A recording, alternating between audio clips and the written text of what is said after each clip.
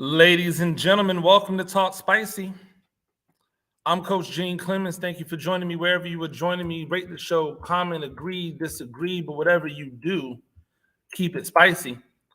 5-star ratings are appreciated. If you're joining me on the YouTube channel, make sure you like, make sure you subscribe. We're trying to get to 3,000 subscribers before May. That means we would need a lot of you guys to just start jumping on and subscribing right now. We're still a good ways away from where we need to be at. This is episode 185. I don't know why I said 184 on my thing, but it's episode 185. And the thing I want to talk about today, like we all know, we saw it, the Nets were swept by the Celtics.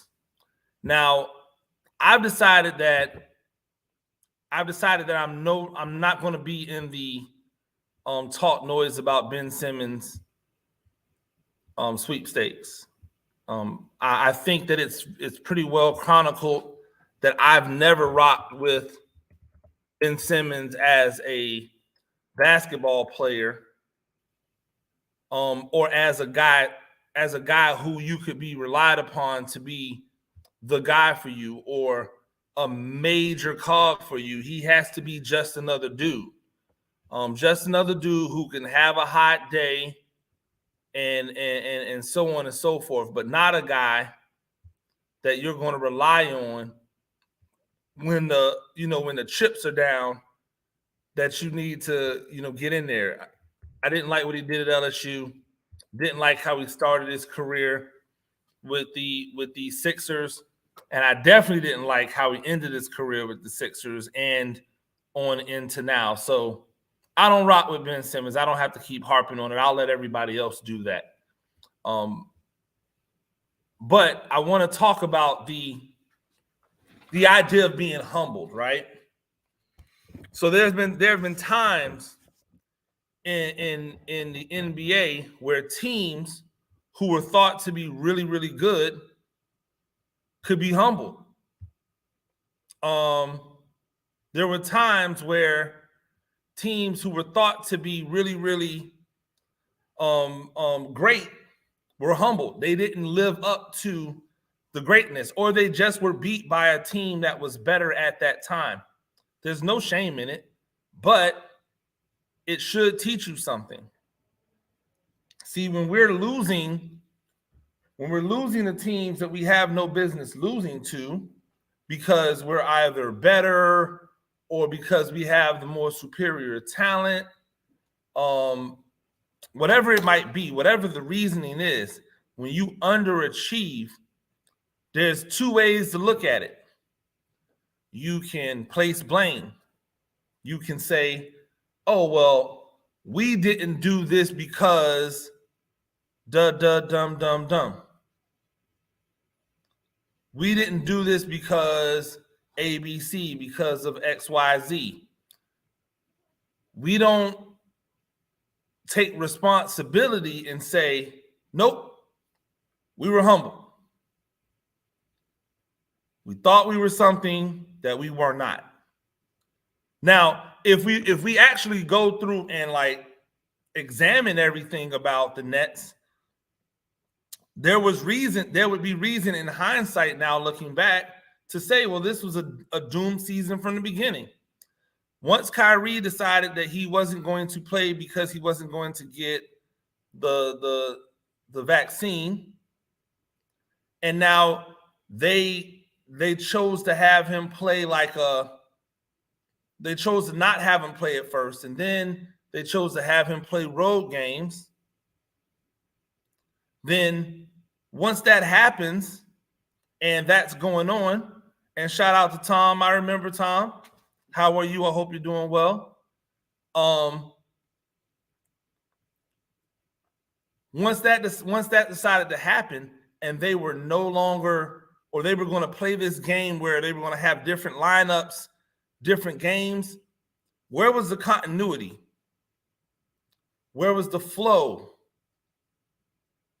you essentially had to have two completely different game plans because you were adding into a lineup an extremely dynamic player who needs the ball in his hand in order to be successful. So from right there, everything was fractured. Now, when you add in injuries to Durant and injuries to Kyrie and injuries to James Harden, then when you realize that James Harden was purposely sabotaging in order to get out of New Jersey and get to Philly, he's another one that I've never rocked with, although I admit he is an immense talent. So now you've gone through an entire season without ever building any continuity. And the answer was, oh, well, they'll just figure it out because they're too good. Kyrie and KD, they're just too good for them not to. They're just too skilled for them not to figure it out. And what they didn't rely on is that teams beat individuals every time. Teams beat individuals every time. You want to know why Jordan won all those championships? Because they had a team. It wasn't just Jordan winning championships. They had a team. They had continuity. They had cohesion. That first three,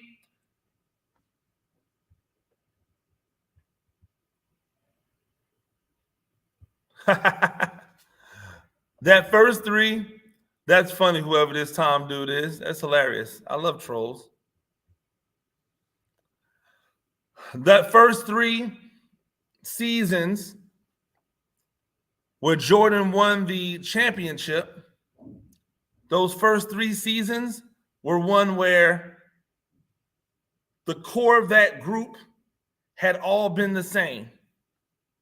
The core of that group had all seen things together. They had been through something together.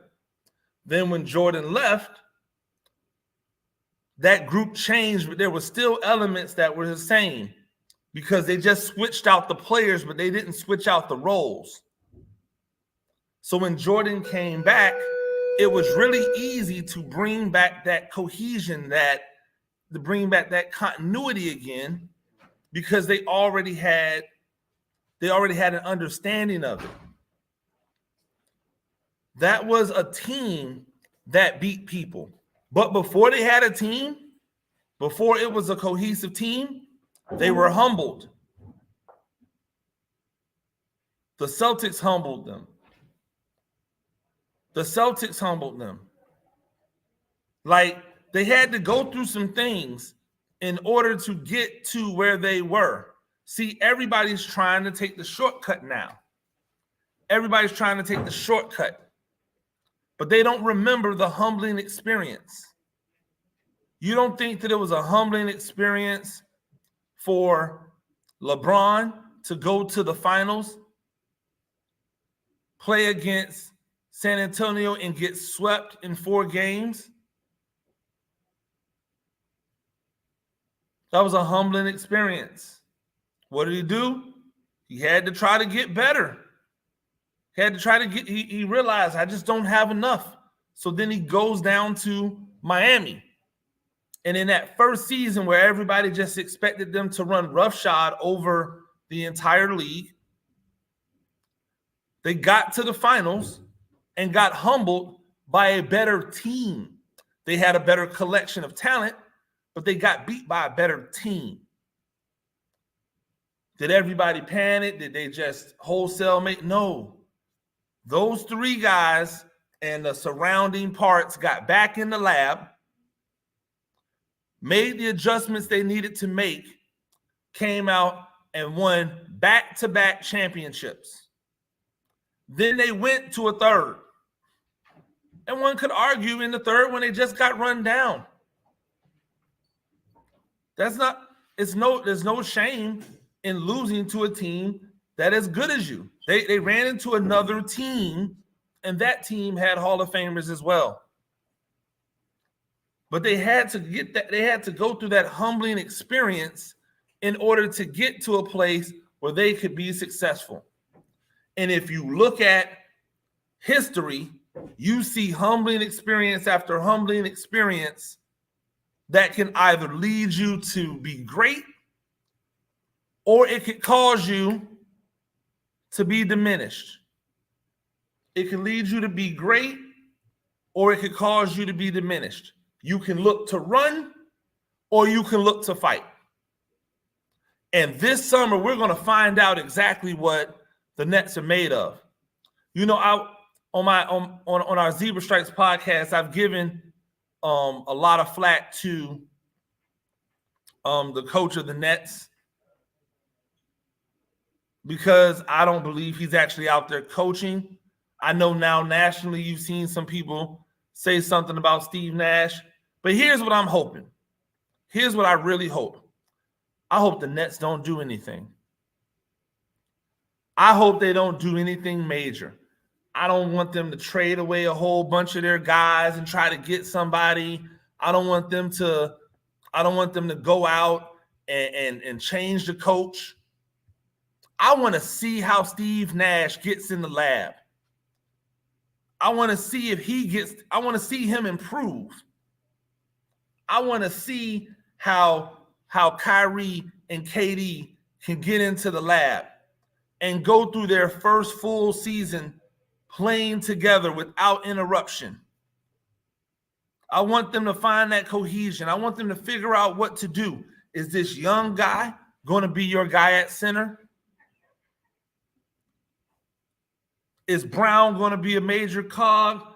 Is Seth Curry a guy who should be starting, or is he a guy that should be coming off the bench? I want them to figure those things out. I don't want them to break it up. I don't want them to add a whole bunch of new pieces. I want them to figure it out.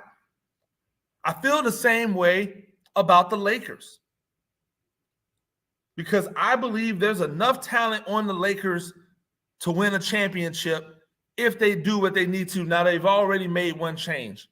They've already gotten rid of the coach. But I really would have loved to see them come back intact, fully functional, fully healthy, and see what happens.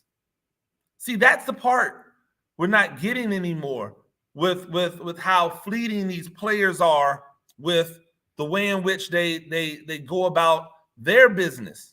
Not even the franchises. It's the players that are saying, oh, I got beat. I got to get out of here. Oh, I got beat. We got to change everything up or else I'm leaving. Oh, I don't think I'm going to win, so I've got to move. If Philadelphia doesn't get it together this year, I don't want them to ship James Harden off somewhere else because he's got an expiring contract or whatever. I want them to batten down the hatchets. I want them to go together, see this thing together. I'm tired of seeing people try to minute race their way to a championship. I'm tired of seeing people try to cheat the process. You have to go through some things. That's the name of the game. You have to go through some things if you want to be successful, if you want to reach the top. Right here in Savannah, where I am, Benedictine High School, or Benedictine military school. Last year, 2020, they had arguably one of the best teams in the state. They got to the playoffs. They ran into a team. They didn't get it done.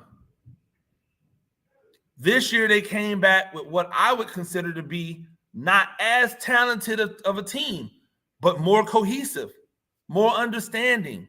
They didn't go out and add a bunch of dudes from other people's teams to come in and get them over the top. They went back to work. And in 2021, they won the state title. How satisfying is that for players? How satisfying is that for coaches? To get humbled, to get close to your goal, get humbled, and then come right back and get it done. And that's what I think the Nets should do. I'm not here to just disrespect or to give them the criticism that they deserve today.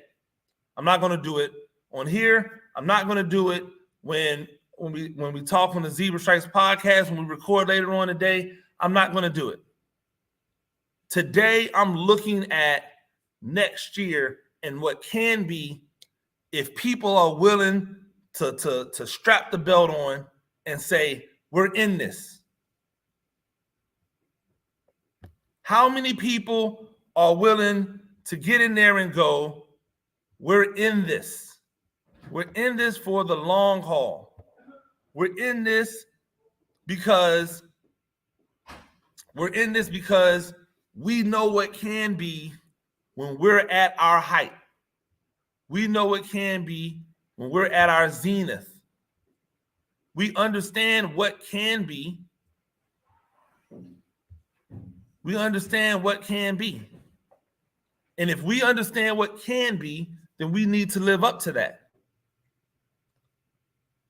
It's so easy to just like walk away, right? It's so easy to just walk away. It's so easy to just go, I don't want to deal with this. It's so easy to do that. But then what do you learn? How do you ever feel accomplished? I'm not talking about understanding that the run is over. I think that in a lot of cases with LeBron, he left when the run was over. Hey, listen, I can't do anything more than what I've done. It's time to move on. That's an argument that people could have, right? The run is over. But when you've only been together for a year or two and you haven't really had an opportunity to play together, then why not, instead of saying, oh, we're just going to switch up all of these parts and now spend another season getting to know each other, why not hit the ground running? The secret to the Warriors' success was not just having really good players. It was having continuity.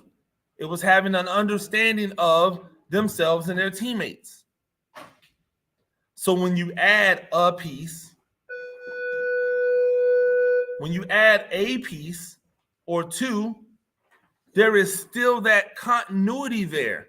And now you just have to get one person involved instead of trying to get 5 and 6 and 7 new pieces involved. If you're out there and you have a team, what are you willing to do to get better as a team? It's so easy to just say, hey, we just need better players. Okay, cool. Well, better players aren't coming. So what are you going to do now? Better players are not coming. So what are you going to do now? And if you've got no answer, then you've got no heart. Ladies and gentlemen, that's Talk Spicy. I'm Coach Gene Clemens. We do this thing a few times a week. Rate the show, comment, agree, disagree, but whatever you do, keep it spicy. 5-star ratings are appreciated. If you're joining me on the YouTube channel, you know what to do. Like, subscribe. You're joining me on Facebook, Twitter, anywhere else. We appreciate you. Keep on following. Till next time. Peace.